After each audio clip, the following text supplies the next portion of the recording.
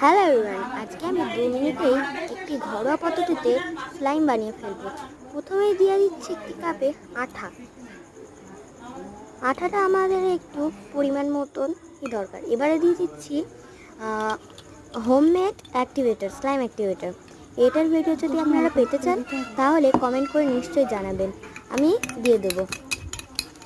এরপরে এটাকে অল্প অল্প করে মেশাতে থাকতে হবে। দেখুন আস্তে আস্তে এটা ফ্লাফি হয়ে উঠবে।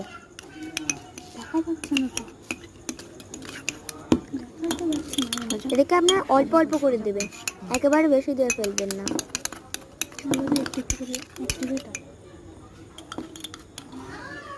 একটু মিশিয়ে মিশিয়ে দিতে হবে। এবারে দিয়ে দিচ্ছি একটু পাউডারটা দেওয়ার পরে আর হাতে লাগবে না। দেখুন কত সুন্দর একটা স্লাইম তৈরি হয়ে গেল, একদম দোকানের মতো।